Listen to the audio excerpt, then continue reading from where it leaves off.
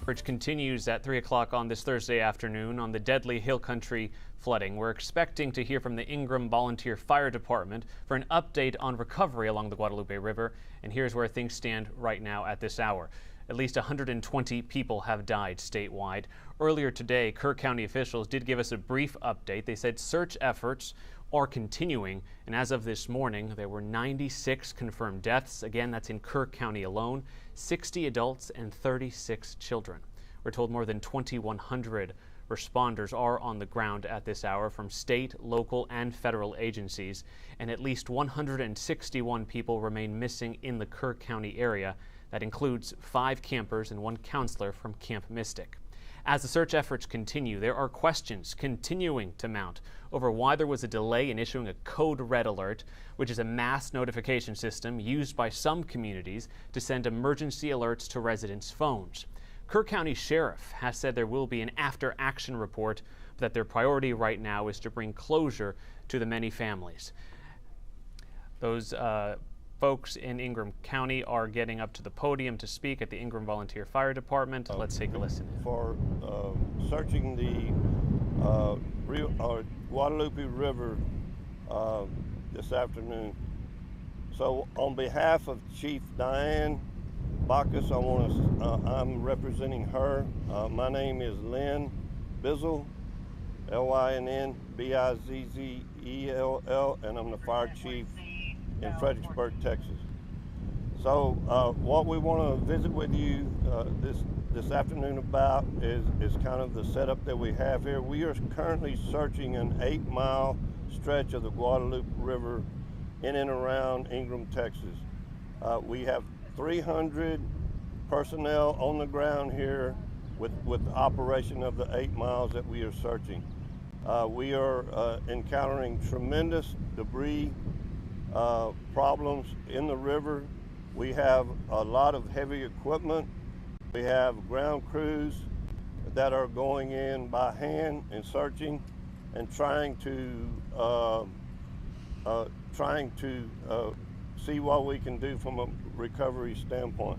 I would tell you our hearts and prayers go out to the families of those affected by this tragedy, and I'm saying tragedy at the highest level that you can get, and that we are here for them. Our number one goal in this operation is to find the loved ones that are missing. We are working diligently every day, and the issues that we face are treacherous conditions. We have first responders. To talk a little bit about the first responders, I would tell you to pat one on the back at some point. Tell them thank you, because this is tough going. It's a tough situation. It's a tragedy beyond imagination for those in this area and all of the ones up and down the river. So we're going to talk a little bit this afternoon from the law enforcement part of it, and then as well as our actual operations on the river. Again, thank you for being here, and God bless everybody. Sheriff. Good afternoon. My name's Sheriff Charles Stewart, S-T-E-W-A-R-T. I'm the Andrews County Sheriff. I'm down here on behalf of law enforcement and helping them out with the security up here and trying to get stuff going. What we're really reiterating right now for the public is this whole area, the whole 8-mile stretch, is a no-fly zone for drones. In other words, if you've got a drone and you're trying to fly it around to look, you need to bring it down, because right now FAA has this airspace shut down for drones. I have to reiterate that. The other thing is we have a lot of volunteers just showing up on the river to help. We need them to check in here at the fire station and get a tag to show up down at the river. They will assign them a spot to go to. Just showing up down here, we don't know you're on the river. We might have already checked that place, and that's just a waste of resources to where we can put them somewhere they can go. When they do that, it makes it a lot easier. If something happened out here on the river, if we had another big rain, we had another big flood come through here, those volunteers, if they go down there and they hadn't checked in, we don't know they're on the river. That's the biggest thing. We check in, we check out, we have a roster for everybody that we have working right now. As far as media goes, if any media is looking to get shots and anything like that, if they will contact us up at the blue tent up there at the fire station, they will have a police escort and we will take them to spots where they can film on the river. They will get every shot they want to get, but there are certain places we cannot go. We're very respectful of all the families that we're trying to protect out there, where we are looking for their loved ones. If we find someone and we're trying to rescue them, we do not need media cameras there because we don't know what we've got there. And we want to respect the families and we want to make sure that we take care of them first. We're here for them, not for anybody else. That's about it on the law enforcement end of it. Like I said, anybody wanting to volunteer, please check in first. Do not go down on the river. Thank you. Good afternoon. My name is Reagan Rabke, R-A-B-K-E. I'm the fire marshal for the city of Fredericksburg, and I'm assigned as operations chief here at this incident. So with the 300 responders that we have working on the river today, they are going methodically from pile to pile and going through it to try to find everybody's loved ones.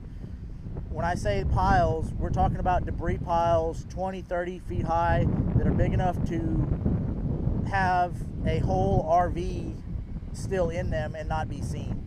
That's a massive amount of debris that we're trying to clear, and we have heavy equipment working, and we're having to dig through it by hand as well. Just because the machines can go through it, we have to be very methodical about what we're doing. We have worked this river, this 8-mile stretch. We're going up it and down it, split in all directions the best we can. It is a slow process. I can't tell you how long we'll be here, but it is a slow, methodical process. Do y'all have any? I have a question regarding the heavy machinery. Mm-hmm. Yesterday I was in Comfort, Texas, and all of a sudden I heard that authorities were asking private, residents not to use heavy machinery because there's still a, fire rescue operation, and that could, somehow do something to the bodies if they're using. Is still that situation where you are asking to private citizens close to the river not to use heavy machinery? So what we're asking people to do is, if the pile or debris has been gone through, it is okay. We need to have a professional group come through and make sure there is no body part in this pile of rubble debris to do it. There's some of the trees in there that we cannot move by hand, even if we saw them up. They are so large, so we have to use heavy machinery. And that's why you're asking to be careful or sensitive? As long as the pile has been gone through by public safety officials, they can go through it and remove it. However, if it is not, it needs to be left alone until we can go through it. Can you talk about how quickly the time frame is normally between when you request a boat ready to be sent out and when it actually is sent out? Ma'am, I do not have any information on that. Like I said, I'm from Fredericksburg. I'm here helping with this department. I have not any information on that. Is anyone from the Ingram Volunteer Fire Department available to speak to that? Chief, you want to speak to that?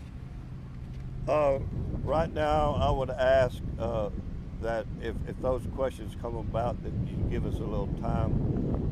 We are still grieving. They are still grieving. They have been working since July the 4th at around 2 a.m. around the clock to try to take care of this situation. We don't have the answer to that right now, and I would just ask that you please pray for those first responders and everybody that's down there right now. We have ran into rattlesnakes. We have a lot of danger that is down on the river right now. How do you mark a spot that's been checked? We have a system that we have in place where once an area is searched, we mark it either with flagging or with paint. And you said you have 8 vehicles.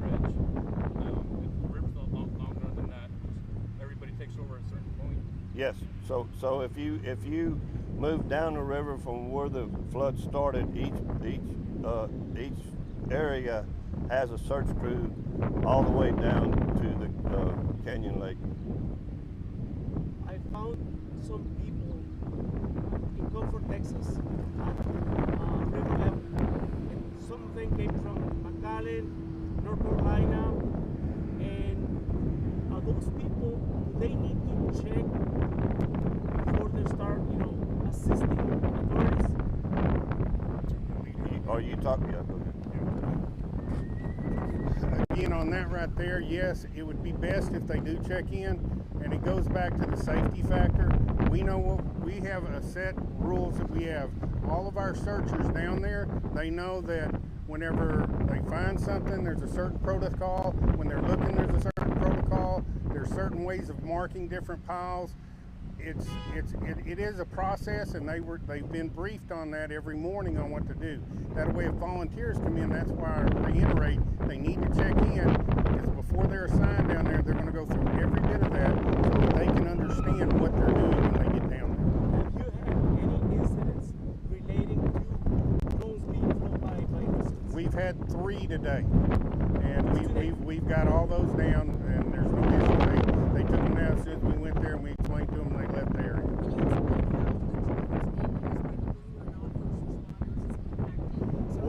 I certainly can. What we have is, I do believe it was Tuesday. My days are kind of running together right now, but I think Tuesday we had a private drone run into a helicopter.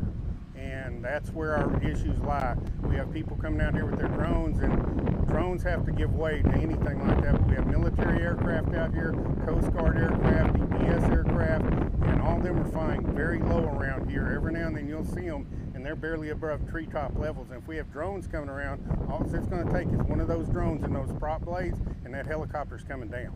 You mentioned 3 incidents today with drones. Mm-hmm. What happened with It was just, all it was private citizens, I can't say local, private citizens. They had them, they started up, we found them, we approached them, we addressed it, and they went ahead and packed up and left. Can you say where the drone hit the helicopter, what part of it? I was not in that area. I think it just struck it on the side, but still, anything like that, the FAA is going to come in and they're going to shut down the airspace instantly. There's a fine for that too. Yes, there is. There is. They didn't get fined, did they? The 3 we got, no, but the other one, I think he's going to be paying a price. Is there a plan in place for this weekend in event of severe weather? Up there, they do have plans in place and protocol in place. You would have to get with them up there. Like I said, right now, with what the gentleman said, the Ingram Fire Department, they've been taxed pretty good. A lot of us came from a long ways away to volunteer for this, and we've been at it for 4 or 5 days. They've been at it since it started. And they've been working, 20 hours a day for the last 5 days. They're exhausted. So we're giving them a little bit of a break, and we'll take over, and whenever they're rested up, they'll be back out here.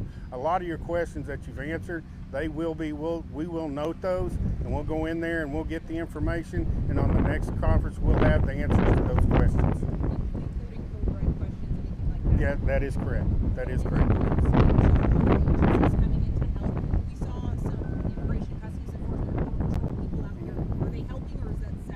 No, they are helping with that, and they have different jobs in this search and rescue operation we have going on. We have Texas Department of Public Safety, we have Texas Department of Wildlife, we have Border Patrol, we have just about every state agency in the area, and all of them are actively searching right now. Sheriff, you are law enforcement. What's going to happen with people without documents in danger right now or trying to get some help? Should they approach you anyway without the fear of being processed to something else? Exactly. We're not here to throw anybody in jail. These volunteers, they're coming out here because they have a really big heart and they really want to serve and they want to help this community. We're just trying to do it the safest way we can. That way we keep them safe, we keep our other workers safe. There's a lot of heavy equipment out here. We're briefed on that. We had one accident Tuesday where a young man was struck by one of the skid loaders. Okay, and that's where we have to really watch these equipment. Earlier today, I had a crew come up on the other side of the river over there. They got in somehow, and there was about 20 people. They were all volunteers, and they were all there cleaning out debris. The problem was they didn't check in. Not one of them had a vest on, not one of them had a hard hat on. They had no protective equipment, and nobody knew they were there. And we had to get them rounded up, and then we got them back up here. They went ahead and checked into the thing. They showed what resources they had, and they were assigned an area, and they went out there and started. I don't know if maybe I didn't explain myself. Okay. What's going to happen with people in danger, in need of help, that have no legal documents, but live in the area in Treacherous? Should they approach you for Yes, help? we're not here for that. We're here to save people and get people out here to safety. That is a secondary thing that we are not worried about right now. Our main priority right now is saving lives. And then tomorrow, if a President Trump arrives, because of security concerns, everything is going to be stopped at some point until he leaves, or what's going to happen? We will not stop our efforts at all when he gets here. When he gets here, I'm sure he will have his own security detail. Our operations out there on that river will continue just like it is now. I mean, president or no president, we have lives down there we might be saving, and we're not going to give up on that. Our crews will not leave their posts. Do you have a count on how many volunteers have potentially been injured? I'll let you add that one because y'all were on the numbers in there. I can tell you there's been a tremendous amount of volunteers who have showed up to help out over the last 6 days. If they have a certain amount of training, if they are able to go down to the creek to do heavy lifting, stay in the heat all day, hydrate, and we have been using them throughout the week. And so we thank each and every one who have come here to help our crews, because we can't do this alone. We don't have enough local resources to take care of this large of an operation, and it takes everybody. And I want to, from a donation standpoint, that's another avenue that people can help, and we've had a tremendous amount of people who have donated food, water, heavy equipment, chainsaws, you name it, they have brought it up here, ice chest, ice, and things of that nature that keep us as first responders going throughout the day. And so I can't say enough about the community. I can't say enough about the state of Texas. I can't say enough about the United States. All the people, we have 18 wheelers full of donated material that is showing up here on a daily basis. And it is awesome to see. It's awesome to know that they are thinking about our first responders here and taking care of this community and those that serve this community. It's just awesome. He mentioned that there was a volunteer maybe hit by a skid. Can you tell us if there have been more volunteers who have been injured while trying to locate people? There has not been. No. Just one? We've had 2 injuries throughout this process. One was a first responder, one was a civilian. Thank you. A couple of days ago, somebody said about there's a fork where the river meets, comes together. There's like 2 parts of it. How far away is that from here? It's quite a ways from here. It's not in our area. We focus on the 8-mile stretch that we have here. I'm not really sure what happens outside of that 8 miles. So to answer his question about places and islands and stuff, this river has changed its look tremendously because of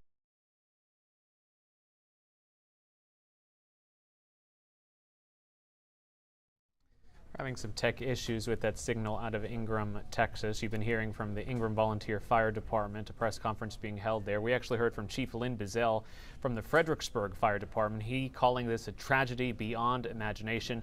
We learned 300 personnel are there searching an 8-mile stretch of Guadalupe River near Ingram, Texas. And we know they've been working since July 4th, about 2 a.m., virtually around the clock.